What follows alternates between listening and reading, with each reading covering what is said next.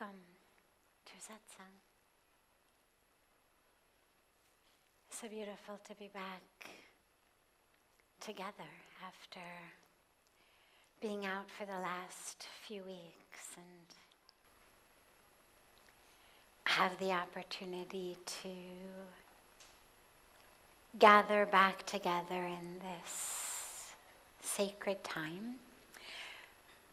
For those of you who are new to Satsang, which I imagine most of you are, we always begin with taking a question that's come from our audience that joins us online through this wonderful gift of technology. We start with a question from them, and then we open it up to any questions that anyone has here. It's आप लोग जहाँ तक जरूरी नहीं है बात ना करें, अगर बात करनी है तो शांति से बात करिएगा.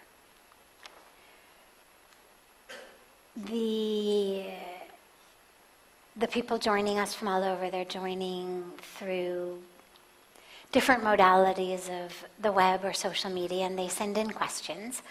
We take one of those and then we'll open it up to any questions that anyone here might have. There's a microphone right here. The boys will find a mic and stick it in there. And in the meantime, we will take one of the questions that's come in advance.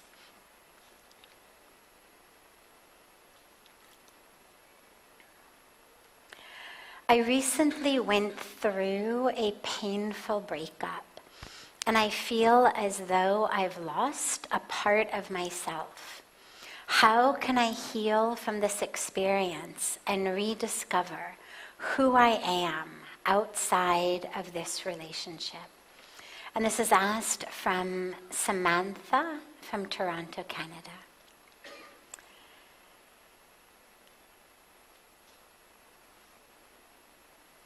The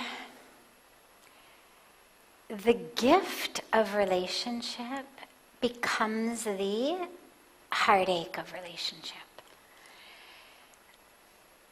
When we say relationship is a yoga, I mean that in two ways. One is just colloquial. It's a spiritual practice. It's a sadhana. It's something that you practice at. It's not something that comes automatic. It's something that's a challenge that we work at. But yoga, the actual meaning of yoga is union. And it's a union of the self to the divine. And all of the different paths of yoga that we are on are different ways of re-remembering our union with the divine. Now, when we say relationship is a yoga, it means it is also a union, it is also a way of getting closer to the divine. Through uniting with another being, we lose the sense, that ignorant sense, that this is who I am. That's what we call Maya, illusion, suffering, in which I identify as just this body, this size, this shape, this height, this weight, this color, this physical thing. That's Maya. Ignorance, illusion.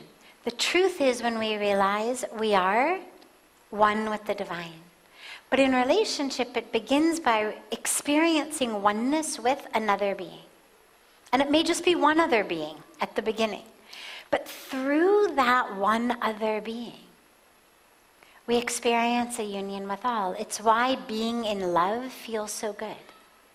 And it's why you feel so good in love, even when you're not with the loved one. Right? You fall in love and you go to the office the next day and suddenly your awful job, you're singing doing it, and suddenly you're, buying lunch for everybody and tipping the incompetent waitress lots of money because anyway she's trying her best, and the things that भैया ये आवाज का Use sound, because there's some problem in the sound. What is that? I'm sorry? Oh. Thanks. So, as you are in love, that love expands to all. It's not just love for the one you're in love with. But that person has been a catalyst. And what's happened is we identify a lot of the changes within us as being connected to, due to, because of that person.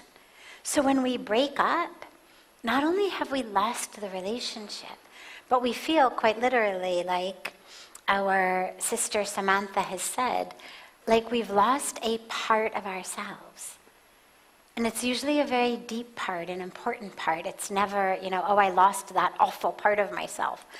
It's, I lost that beautiful part of myself. That part in which I was experiencing that oneness with all. And this is where we realize that the other person has been just the catalyst.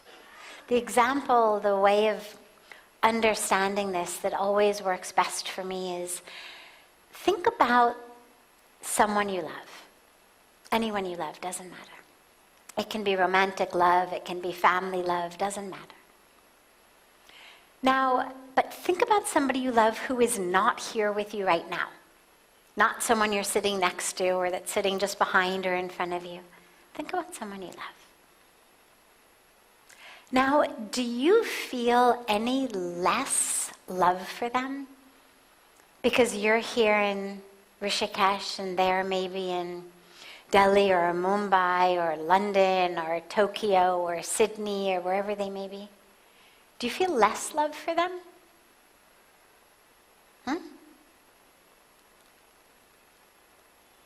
It's an actual question.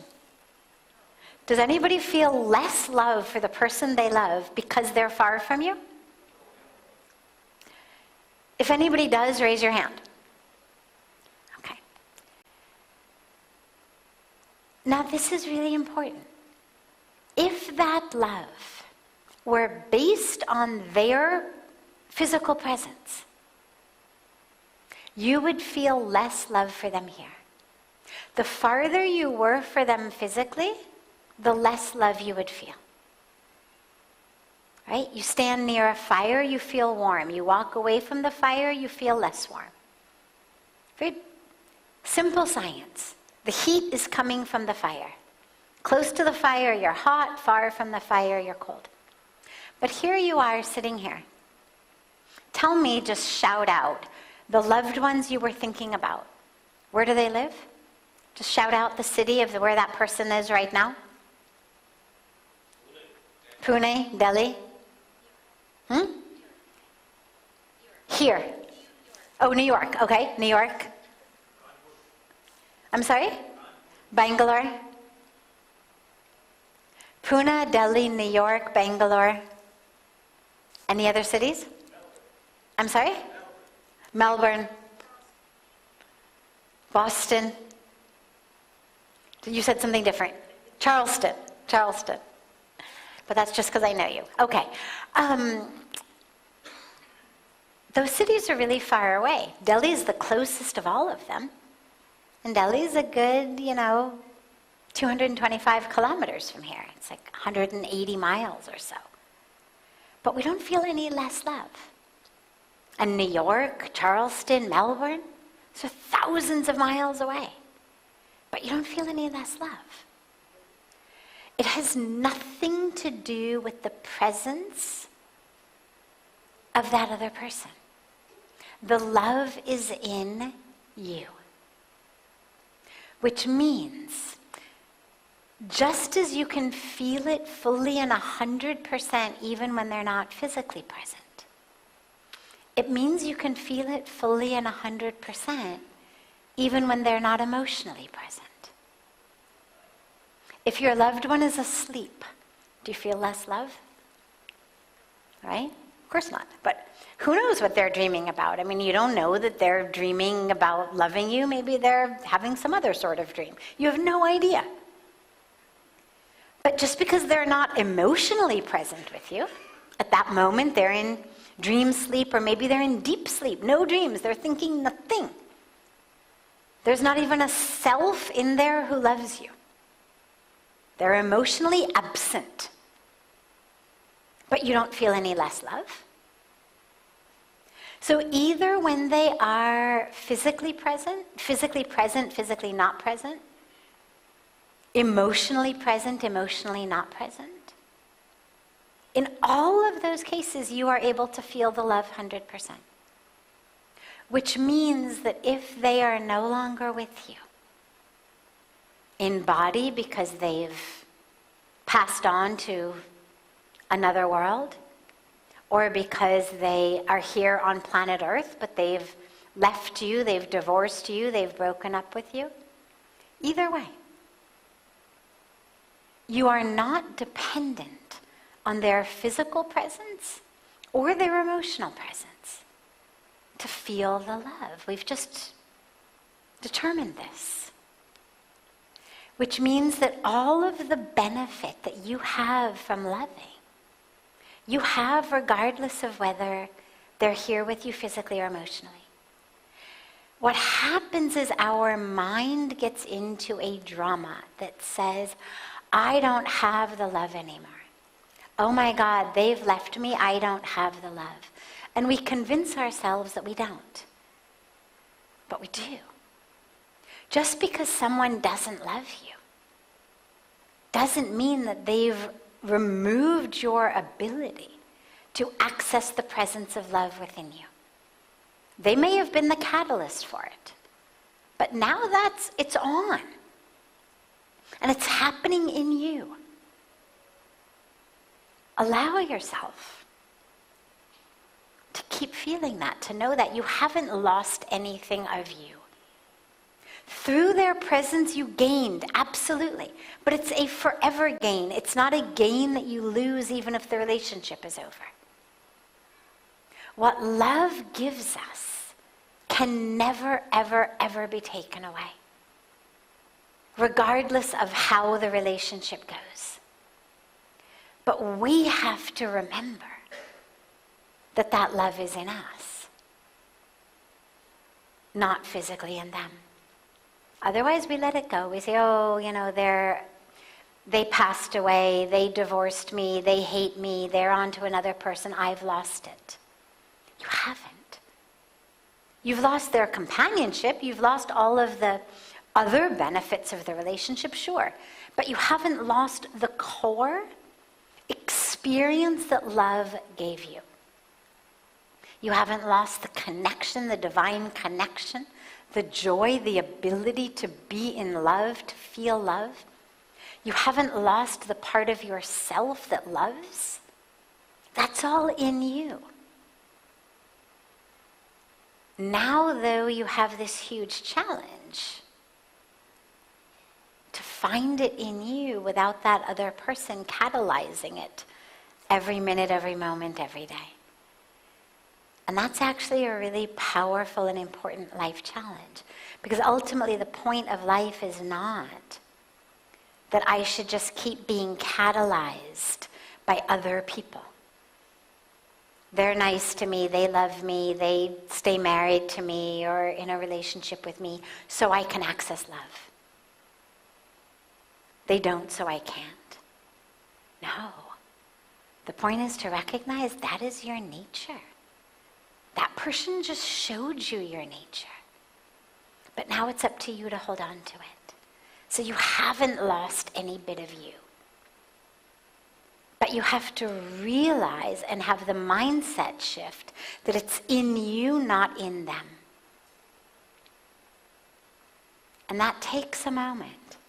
But it's a really important mindset shift because that love is in you. They were just the one who flipped it on. Great question. Any questions that anyone here has? Yes. Come forward to the mic. Ye jo aapki piche, let her come and then we'll have you come. Come. We have a rule in satsang, kids first. And then you. Yes. Hare Krishna. Hare Krishna. So I want to ask that when there is any competition, I get tensed. So what should I do to overcome this fear of competition? Good question. Come here. Can you come up here? Come here. Come. You can just walk right up. There you go. Your legs. Yeah. Why not? Good. Come. Sit down. Yeah. There you go. Good. Okay. ये mic मुझे देना. धन्यवाद. Okay.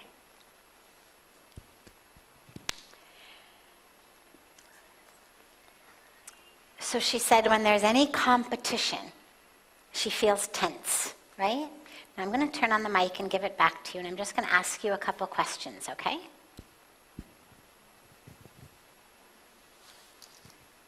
Can you hold that? There you go. So my first question is, why do you feel tense when competition happens? When there's tension in you, what does your mind say? What is the thought when you feel the tension? That I could not do that thing properly, perfectly. And then if you can't do it perfectly, then what? I will lose that opportunity. You'll lose the competition. Yes. And if you lose the competition, then what? I not feel good. Why? Let's say, for example, let's say that you have a competition of maybe painting. Let's just say, for example, painting. And it's a painting competition, and you paint your best picture, and somebody else paints a picture, but maybe she's a better painter than you are. Okay, let's just say. And so she wins the painting competition. Why does that make you feel tense? I'm not like that. Why? What does it feel like inside you?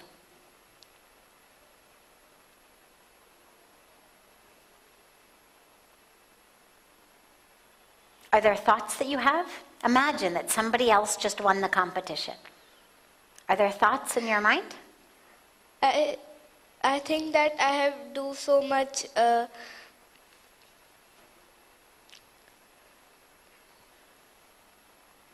So much what? practice Practice. for that thing, and I not won that. I not feel good then. Okay. So you feel like you did so much practice and still it didn't work well. And so you feel not good about yourself. Is that right? Yes. I understood? Okay. I wanted to make sure I understood fully before we answer. Actually, I should keep your mic on for you. Because, here.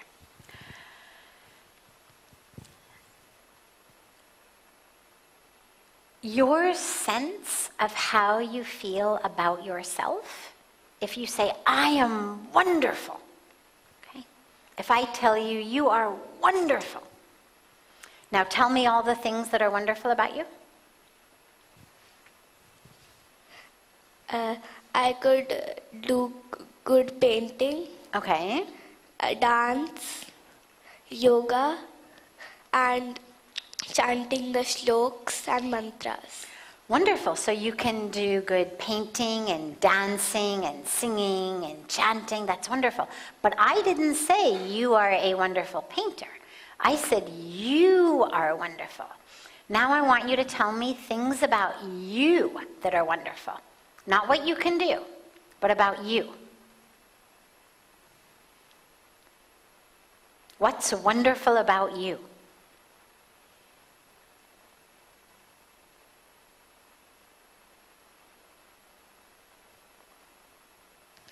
sometimes I feel devoted towards the Lord, and sometimes I feel unhappy for the poor people.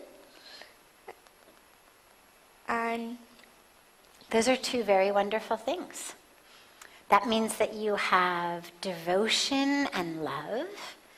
It means you have compassion and caring, and you feel a oneness with others, empathy. These are wonderful things. Now, okay. So here is the way not to feel tense about competitions. You need to realize that what is wonderful about you has nothing to do with all of the things you can do. I'm sure that you are a great painter and a great dancer, and that you can chant wonderful shlokas. But you know the truth of life? And you might as well learn it early rather than later. Pretty much there will always be people who can do things better than you can. It's just kind of the nature of life. No matter how beautiful you are, there's pretty much always somebody who's more beautiful than you are. No matter how fast you can run, pretty much always somebody who can run faster than you. Maybe not in your class, but it just means that your class is small. Then you go to a bigger school, there's going to be people better than you. You better get used to it. I remember when I went to Stanford, very good university, obviously, undergraduate, at the very beginning of freshman orientation, they gave us a lecture and they said, there are 1,500 of you. My class at Stanford, my entering class, was about 1,500 kids. They said, every single one of you was the top of your class in high school. That's why you're here. They said, now, out of 1,500, 1,499 are going to have to learn with what it feels like not to be the top of the class. And if you can't learn that, you're going to spend the next 4 years miserable. They said, our best advice to you is work hard, but recognize chances are you're not going to be the top. Get used to being in a lower percentile. Doesn't mean you're a worse person, but it just means you're in a different group of people now. So maybe amongst your small group of friends, maybe you're the best painter. Maybe you do the best shlokas. Then you come into a group of people who actually chant shlokas, and suddenly people can chant better than you. You think about the Olympics. Have you ever watched the Olympics? It's amazing, right? Now you think all of these people who are competing, every one of them, their whole life has been the best. They've won every championship. That's why they get to the Olympics. But at the Olympics, how many gold medals? 1. All of the other people who were the best, they can't all be the best. So one of the most important things in life to realize is your wonderfulness has nothing to do with your painting or your dancing or your mantra chanting or your running or your marks in school. It has to do with that within you that is the divine. And you access the divine when you love God. When you feel love for God, that's you accessing the truth of you. And when you feel sad because you see poor people or people who are suffering, that's you accessing the presence of God in you. And that's what's wonderful. And so when you have competitions, just think, okay, I'm going to do my best. But you know what? Maybe this time I'll win, but at some point in my life, there's going to be somebody better than I am. And that's okay. It's wonderful. Somebody will paint better than you, but you will paint better than so many people. Somebody will dance better than you, but you will dance better than so many other people. But don't judge yourself based on that. The tension comes because you judge yourself based on that. You say, oh, I lost the competition, I'm no good. No, you are wonderful. You are wonderful. Even if you couldn't dance at all. Even if you couldn't sing at all. You're still wonderful. The dancing and singing are bonuses. But it's not what makes you wonderful. What makes you wonderful is in here. And that's what you have to always remember. I am wonderful. I am divine. If I happen to be the best painter in this competition, I'm going to win. If I'm not the best painter, well then, thank you, God, for the opportunity to compete with somebody who's even better than I am. It's how we learn. If you're always the best, then how are you going to ever learn anything from other people? You learn because suddenly you see somebody's better than you and you say, wow, that's great. And then you learn something. Okay? Does that make sense? Wait, before you go, I want to make sure that we've gotten somewhere. Does that make sense? If it doesn't, you can ask another question. Does that make sense?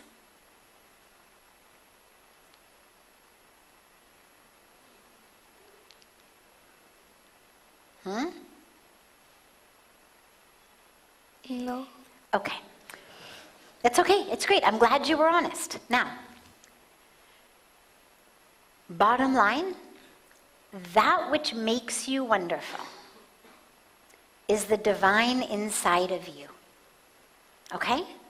It's not your painting. It's not your dancing. It's not your singing. What makes you wonderful is the divine in you. Okay?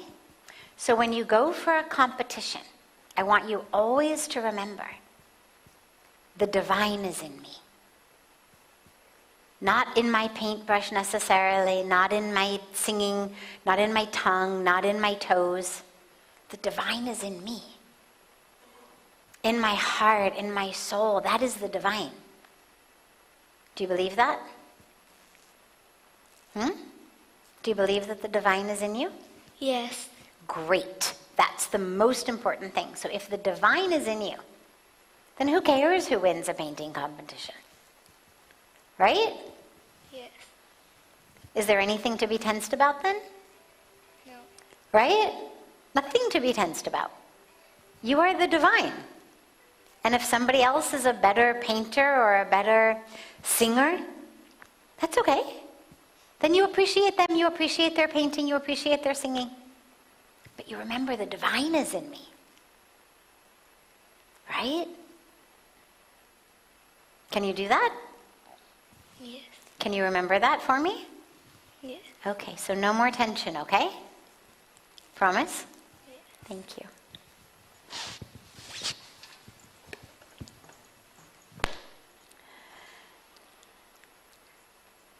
Any other questions? Ah, yes, he had a question here. Yes, come. Your mic then. Acha mic hai ek paas de dijiye. Come.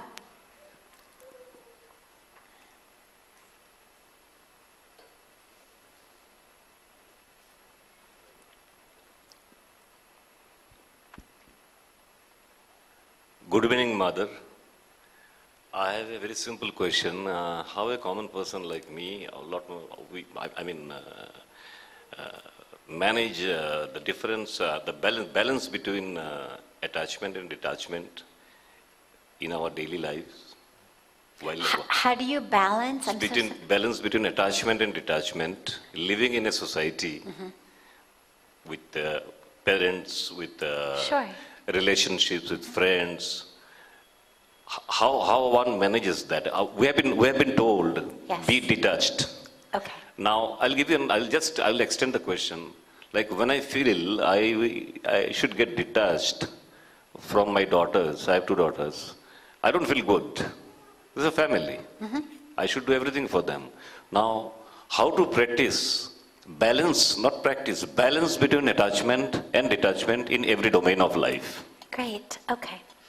So first of all,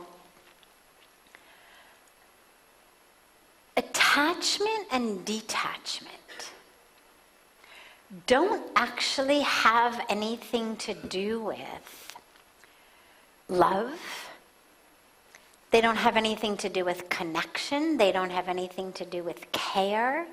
They don't have anything to do with help and support. They have only to do with how stuck my mind is. So you talk about wanting to help your daughter, but then you get detached, but then the mind says, but I should help her. Of course you should help her, she's your daughter. But can you help her without being attached to the outcome? One way of helping is we support, we love, maybe we support financially even. Beautiful. If you can do it, wonderful. Absolutely. Give your children everything you can. But give it without the attachment in the mind of कि मेरे को क्या मिलेगा उससे. That's the attachment. What am I going to get from it? At least I should get obedience. At least कम से कम जो मैं चाहता हूँ वही करे. That's the problem. Is we think वो तो मैंने सब कुछ दे दिया, कम से कम मेरा बात तो माने. कम से कम ठीक से तो बात करे मेरे से. Huh? So this is where you get stuck. That's where the giving has been much more like a contract basis giving. Then she's not your daughter, then she's some hired contract worker. I'll give you money, you do what I say. That's not love, that's not family. That's like the guy who puts in your porch. Now, for a family,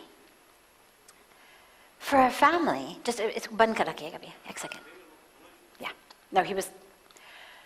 बात ये है, जो attachment,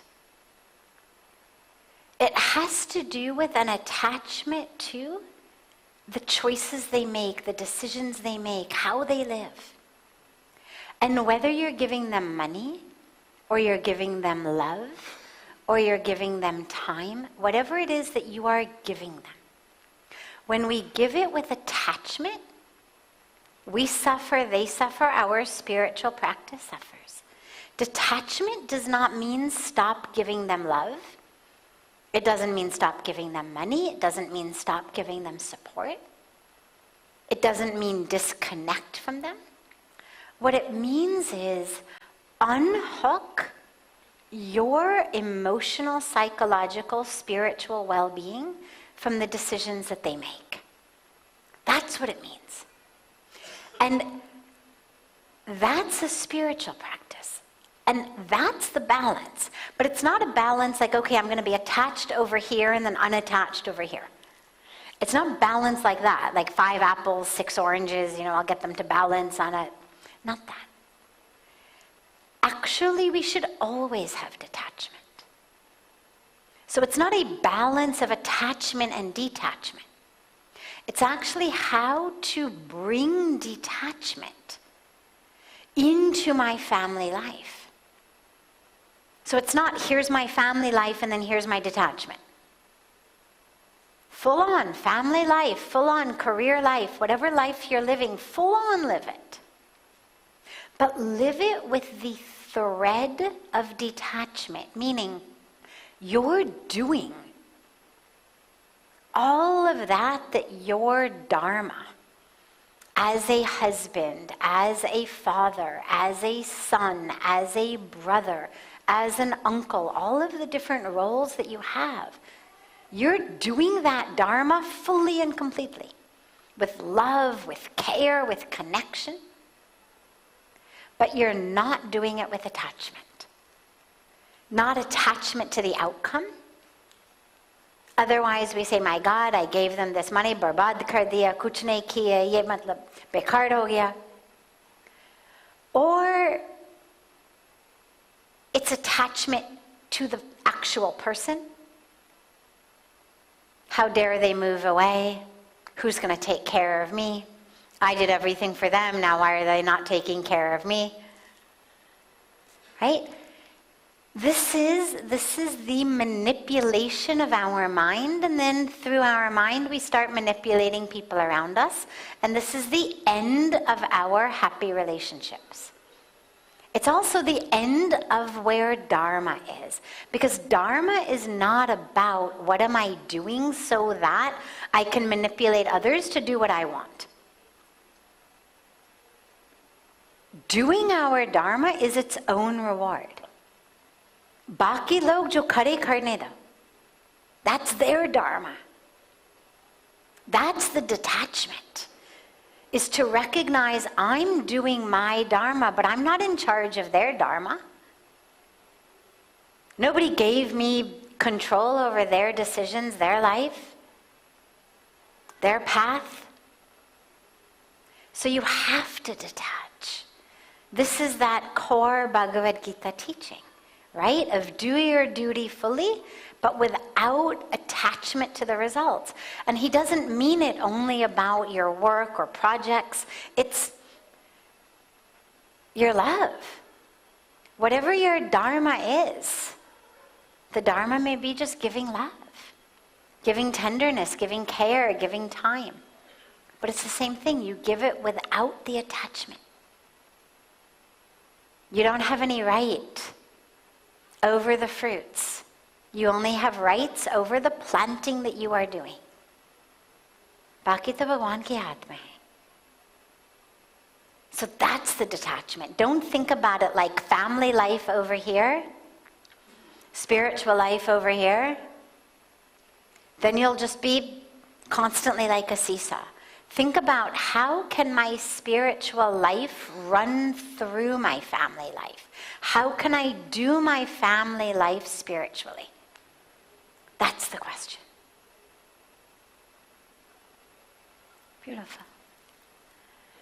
Of course. Have a wonderful, wonderful rest of your evenings, everyone. A beautiful morning and day to our family joining us from all over the world. We will now, by God's grace, be having satsang every day. Again, I'm now back, by God's grace, not having to travel for the next several weeks. So we'll be having this beautiful opportunity to gather each night. And so